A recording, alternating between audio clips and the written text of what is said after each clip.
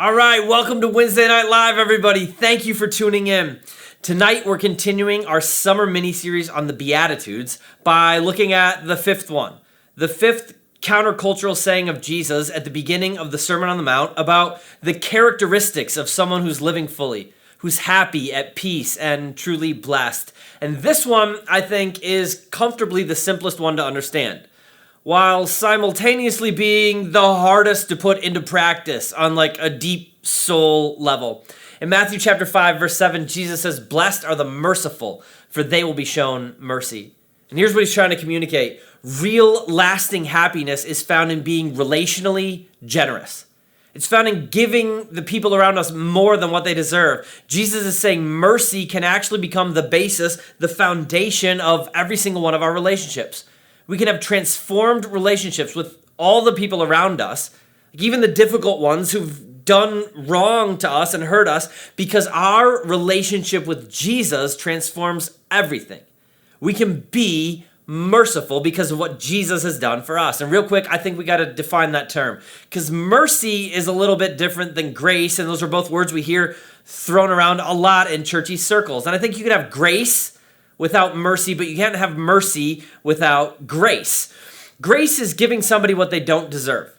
It's helping somebody out who has not earned the right to that help. And so being gracious means extending this undeserved help.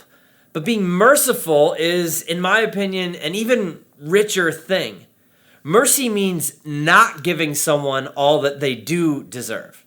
The word really means to be moved by empathy for the suffering of another. It means to feel the weight and like the vibration of somebody else's pain, and to feel so compelled by it that you're willing to take extravagant steps to help alleviate their suffering.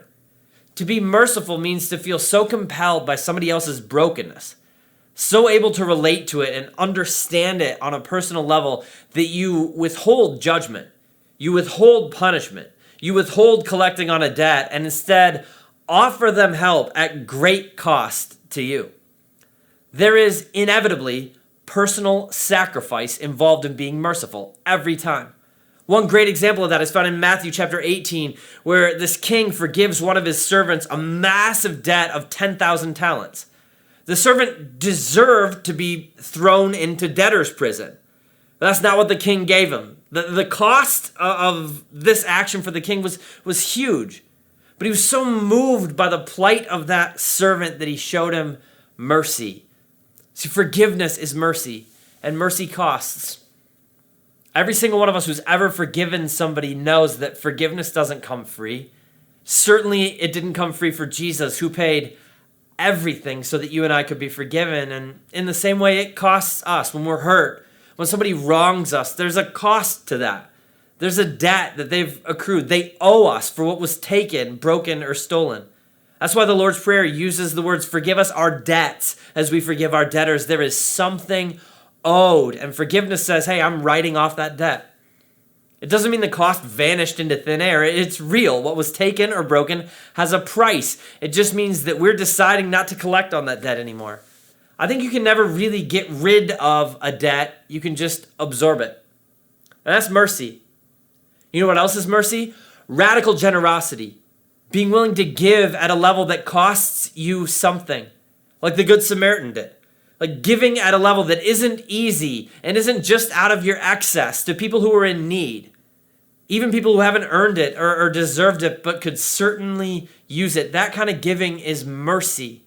And it's what Jesus says leads to true happiness, to a blessed life. Like being willing to bear the burdens of the people around you. I'll tell you what, you cannot do that by saying thoughts and prayers or by posting nice things on Facebook. That's not how you bear a burden.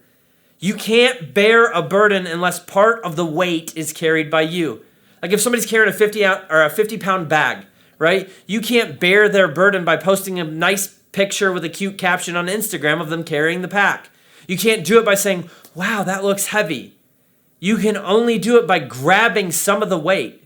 Grabbing a strap on the bag and carrying it with them. If none of the weight lands on you, you didn't bear the burden. Like, I know plenty of people in this world who say, well, I can't really afford to give radically. I can't really afford to be that generous right now. And I'll be real with you guys. You can't afford not to live like that if you want to live the life God says you were made for. Like, that statement, I can't afford to, really means I don't care quite enough about your struggles to help you if it means I'm going to have to sacrifice something for me. Like, mercy is caring enough about the brokenness of the people around us. It's that simple. And as countercultural as that is, as crazy as that sounds, as much as it is not the way people live in the United States of America in the 21st century, Jesus stood up at the beginning of the greatest sermon that was ever preached and said, "Blessed are the merciful."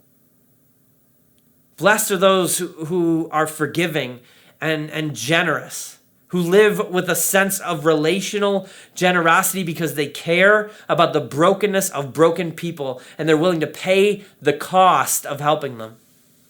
Jesus' happiness is found in deciding that you're going to be merciful. You're going to show radical empathy. You're going to refuse to allow yourself to be bitter or selfish. And we know that happiness is found in that. Here's how. I guarantee you have never met a happy, bitter person. And you've never met a happy, selfish person, but you have met people who've had terrible things done to them, been deeply, gut-wrenchingly wounded, and came out the other side happy. You've also met people who are crazy givers, even though they have very little by the world's standards, who are incredibly happy. Why? Because they decided God reached down into my brokenness when I didn't deserve it at all, and he gave mercy and extended grace to me. And so I'm going to be like him by doing the same thing.